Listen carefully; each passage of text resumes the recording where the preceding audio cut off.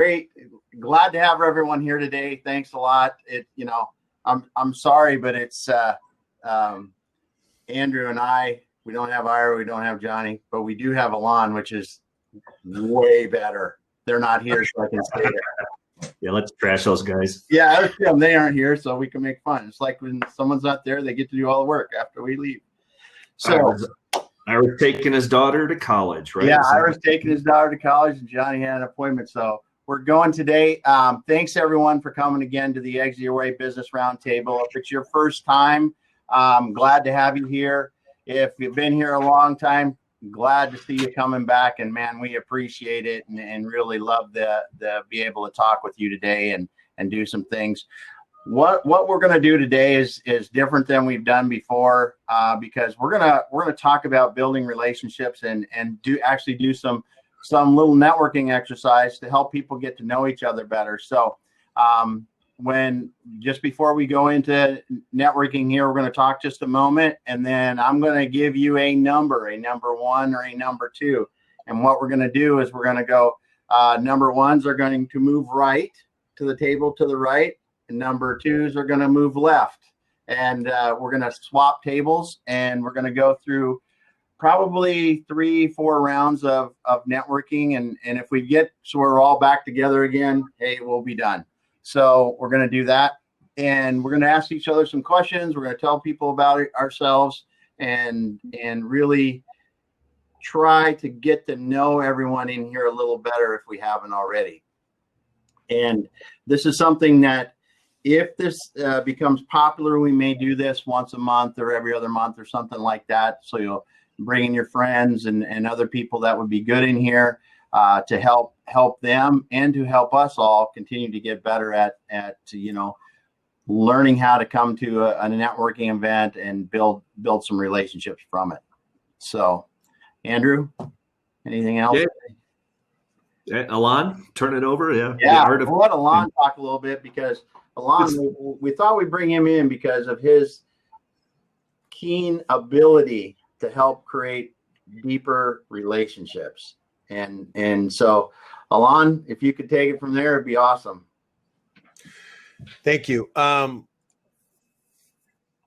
So for those of you who don't know me, my thing is emotional relevance. And I am actually happy to say that 2 weeks ago, I am now the legal owner of the term emotional relevance. I got it trademarked, which is pretty amazing that I have coined a term in the English language. It's pretty cool. And it's a journey. I started about 2.5 years ago, but there are 3 pillars into emotional relevance: stand out, make an impact, and get personal. But it's all about creating trust and openness. And, so Damon kind of contacted me a couple of days ago and asked me to talk about it today just for a few minutes and talk to me about, there are different types of relationships. Mainly how to start the relationship. How do you kind of overcome that initial, how do you get to that point where you build some trust? And because of those pillars that I talked about for emotional relevance, this is what I teach. This is what I do, coach with mainly business people, but anyone basically. So what I'd like to do is actually show you, because when people ask me what is emotional relevance, I'd rather show you. So I asked Damon now, right before we started, to pick on someone that I've never talked to. I don't know, and they're the first time here. And I think we volunteered Suzanne. Yep, I talked to her, and she's going to come to the stage. So, Suzanne, you're going to see that it's going to pull you on the stage. You may have to turn on your camera and mic, but you will be coming up here now. And we promise we won't cut you in half. And Jill just asked if I'm writing a book about it. You are the third person in the last 2 weeks who asked me. I've been writing a blog about it or related to that for over 2 years now, and it's called 2 Weeks Notice, A Touch of Emotional Relevance every couple of weeks. Feel free to go to my website and sign up. We just started a blog club, Ira and I. Yesterday we had the second one, and it was just, wow. It was overwhelming yesterday. I'm so thrilled. But let's, hi, Suzanne, by the way. Nice to meet you. You too. I'm super excited. Thank you. Let's take a quick scenario. Let's say that Suzanne and I are, I am I want to sell you something. Okay, and this is our first conversation. I sent you a couple of emails and what have you, and then we start the call. First of all, one exercise that I tell everyone I talk to when you want to establish some sort of relationship is one of my big thing is every communication, every channel of communication should be a two-way channel of communication, right? This is why every salesperson I work with, and they say, okay, I'm going to do a demo. I'm like, no, forget the word demo. Demo is a one-way communication. You are demoing to them. You are presenting to them. It's one way, whether you like it or not, by definition. And so to make it a two-way channel of communication, call it a conversation, call it a chit-chat, call it a discussion, whatever you want to call it, doesn't matter, but the setting is there.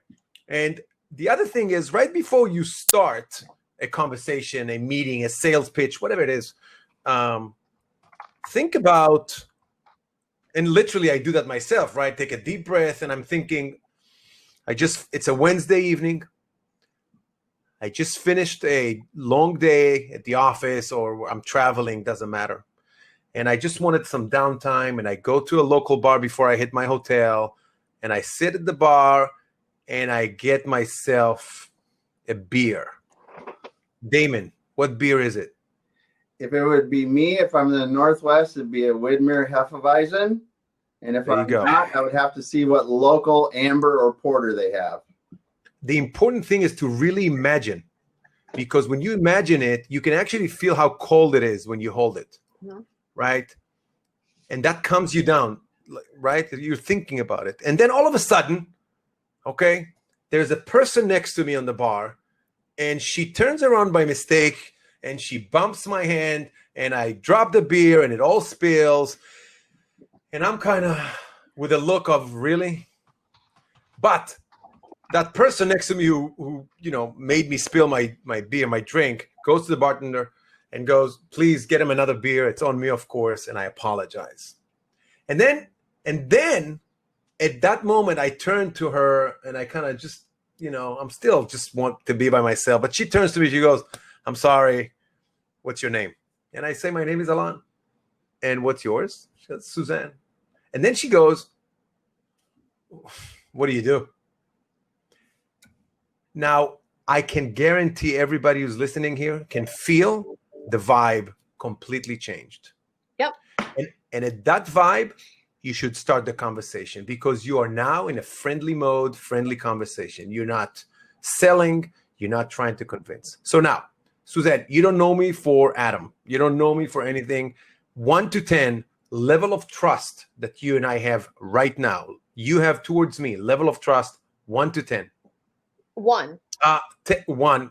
Great. Very low. You don't know me. We don't trust each other. Awesome. We start the conversation. Suzanne, where are you based? New Jersey. Which part? South. So close to Philly? Yes. Cherry Hill area? Yeah. Really? Yeah.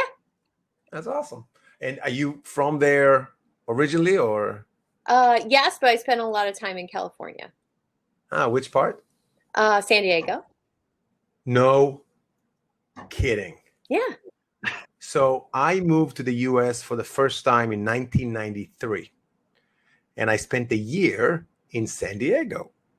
That's actually when I was living out there. How do you like that? Okay, so I went to Grossmont College in La Mesa, El Cajon. It was a very, very rough year for me. Very challenging year for me, just so you know. Personal. Very, very challenging year. I'm not going to get into details. Obviously, back then, San Diego was different than it is today. I still have relatives there, but awesome. What do you do, Suzanne, if you don't mind me asking? I'm a eudaimonologist. I can't spell it. I can't pronounce it. I definitely don't know what it is. Cool. Okay. All right. So Jill said she went to Grossmont College as well. Okay, Jill, we'll talk offline because I have some stories, but we'll talk offline. Okay. Suzanne, real quick, if you don't mind, do you have kids? Yes. 1. How many? 1. How old? 11. Boy, girl? boy. Thank God. And what's his name? Sean.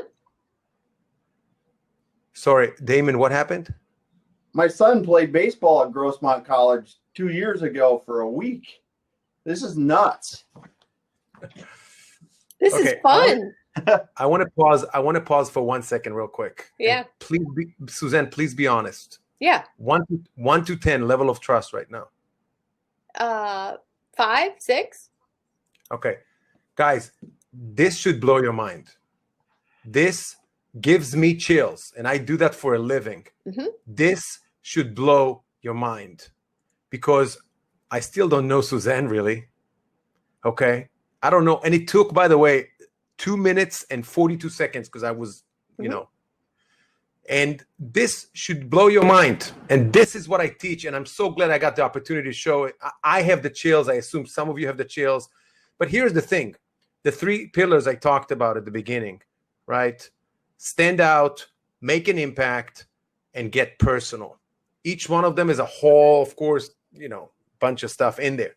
But I'm trained by that. I do that. And what I did, I touched some points. I got a little personal. I got you to be a little personal.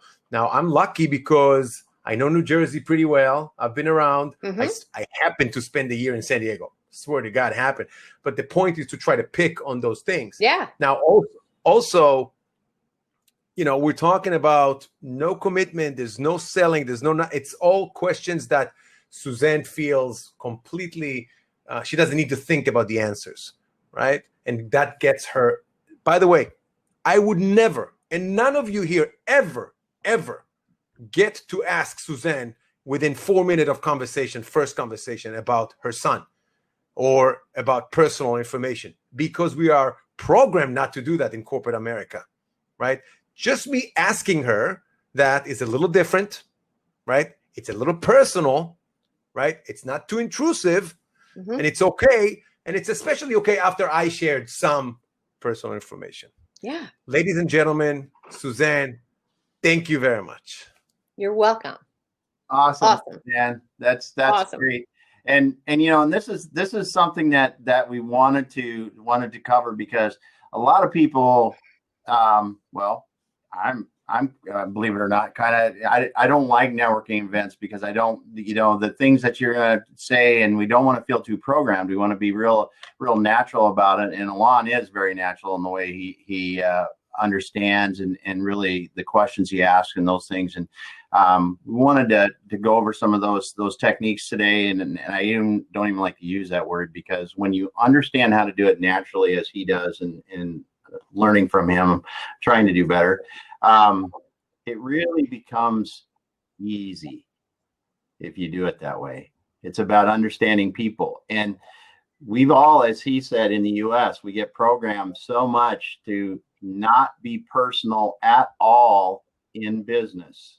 And it is, and as we've seen over the last few years, getting personal in advertising and everything else is really becoming the way that we have to sell, the way that we have to build relationships and do the things that we do. And that it is necessary to understand these things now and use them in everyday life that we, as much as we can. So Damon, real quick, I'm just looking at some of the comments here, yeah. and I just want to address a couple of them. I'm not sure how many of them or all of them are really serious, or some of them are facetious. But there's one particular one that Jill said, at this point, as a woman, I'm concerned at your motive. And I'm not sure at what point you wrote that, yeah. Jill. And I got to tell you, I'm okay with that. Because then later on, you'll see what my motives are, completely honest and pure. And I'm okay if it's a little different. I'm okay for this being a little different because. Yeah. Sorry, Suzanne, go ahead. I just want to address that. Jill says at this point she's concerned about your motive, like maybe you're hitting on me at the bar, right? And I disagree with that, because I network with a lot of men, and I find the ones that are willing to get to know me as a person, not as a woman, not as a man. Like let's take that out of it. And if we're really going to network together, and Damon did it perfectly. So if he's learning from you, he did a great job, because when he and I connected, it was, we took it from a networking event to a one-on-one call, and I didn't feel like any of his questions were like, oh, I want to get to know Suzanne so I can ask her out on a date. It was more, how can we help each other in business? So, yeah, I don't feel that way at all. That it was, And oh, you all I'm bumped my saying is, arm. yeah. And Jennifer just commented as well, and that's fine, Jill. All I'm saying is that's fine. I'm not concerned about it, and we should not be concerned about it. Studying music with fantastic sense of humor. Yes, but what I'm saying is, even if you're concerned, that's okay. That's okay. Yeah. You can be concerned for a second. I don't blame you. And I'm not, you'll see what happens. At the bar exercise could be a baseball game exercise. That doesn't matter. Mm-hmm. Really. I was just trying to get the atmosphere before, how in the old days, still some places make the call center sales, cold sales people on the phone, they make them smile right before they pick up the phone and call, because you can hear the smile on the call, right? Kind of same concept of getting the vibe of the ambiance in a way. And it's okay if you think if I'm hitting on you, Jill. Well, I think that that's important, and also not only that, it's transactional too. I mean, we're in business too, and that's, I think people have there are people who are doing that. They're either hitting on you or they're selling you something, and it's all the things that's a bad experience and not not the way to connect. It really doesn't matter as long as you're not doing that, right? But if he was hitting on you and it was not appropriate, pretty quick. Well, there's a difference between appropriate and not appropriate. And I'm just going to give an example really quick. I have a client who hired me over 2 other business coaches for his business. He's an older man, and I was the only female choice. And he went to my website and he read about me, but he said, okay, she's cute. And that got me the job. That got me the initial conversation. But what got me the job was what I said in that conversation. So in that aspect, I don't care. I don't care if he picked me because my photo on my website is appealing to him. I know that when use I the show fact up, that use the fact that you're looking good. That's absolutely 100%. fine. I have no problem. 100%. 100%. Yeah. I mean, but I think one of the things that I learned from Alon, and still learning from Alon, and about that too, is that it's just when you're going in to connect too, and you're different if you go in and you're just genuinely interested. And I'm not connecting to sell something. And I didn't need to do that because that's my job, and we all have to do that for our businesses and everything else. But it's cool to meet just interesting people or things we have in common, and you do it for that, it comes through, right? And then all the rest of it, the sales will follow. Look, if nothing else, Andrew, I'm sorry if I interrupted you. If nothing else, one of the biggest thing in corporate America is, and I keep saying that and yelling it, and you're not supposed to make friends at work. You're not supposed to share emotions or feelings. God forbid you hug somebody at work, be it man or a woman, doesn't matter. However, innately, as human nature, as human beings, we need that, not want. And it's not me, as science and research and tons of work around our need to be hugged, to feel connected, to feel sociable. And so what I'm doing, my mission is bridging that gap because it's a conflict, right? We are programmed at work to do something against our native need and want. And so when you get to that environment, when you get to that opportunity, when you press that button, people just being us. So if I'm not yelling it loud enough, allow me, please, to yell it loud enough. What I'm doing is allowing you. What I did subconsciously to Suzanne is allowing her to be her. That's it. Yeah. Well, and also, we look at a lot of different organizations, when we're working with clients, when they're exiting and everything else. And one thing that we get, so we're lucky, we get to see that. And the really successful organizations and the leaders in those organizations those are unwritten rules about not being emotional. We see it time and time again. They're breaking that rule constantly. Yeah. The closest friends they have, the tightest relationships they have, doesn't, yes, they work together. They may even be employees, but it's they do that constantly. So, and I don't know why, why this barrier exists. Right? Yeah. So I think you're absolutely right. Yeah. And just one little sentence, and I'm going to shut up for now, Damon. In the virtual world, and I'm about to release a whole new program specifically for the virtual world. But one of the things that research is already showing is that the settings by default are already more intimate. I mean, I can see, Andrew's living room. I'm in his home, right? You can see some family pictures on my end. The subconscious works. We are in a more intimate settings, which gives us a more feeling of openness, right? So to be more us, which is, for me, this is Disneyland, right? So use it. Good. Good. Yeah. So what we're going to be doing now is we're going to go back to the tables, and I've got a timer set up, and you're going to see it start. And we're going to have 8-minute rounds. We're going to have a minute in between, and we're going to start at the tables we're at, and then I'm not going to worry about some systematic thing. I want you to move to a different table. Get in with somebody else that you don't know if you can. We're going to do 3 rounds of this, and we're going to have different questions. But I want to start out with letting someone know your name, obviously, if it's not on the screen, but do that. But then start about where you're from at everyone. And then I'm going to pop questions into the announcements that are going to be different questions, your third question. So the first one I want you to do when you sit down at the table, you're going to say, okay, I'm Damon. I'm from where I live now. And then I'm going to say, what hobby or volunteer activity do you do and why do you like it? Because we want to share a little bit about ourselves. As you're going to, if you've talked to Mike O'Connor, Ira Bowman, anybody else that does a lot of networking, it starts with giving. Everything starts with giving. Sharing a little bit about yourself.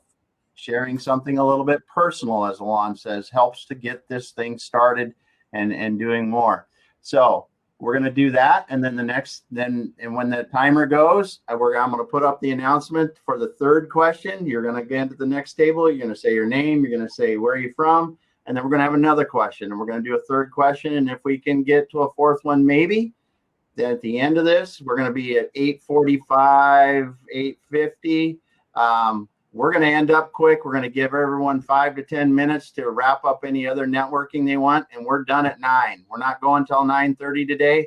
One of the things that we're doing is changing the format, reducing the time a little bit so people can get out faster, but still get the meeting of the people that they want. So we're going back to the tables. You're going to sit down at that table and you're going to say, my name, where am I from? And then a hobby or volunteer activity that you do and why you like it. So we're going back to the tables.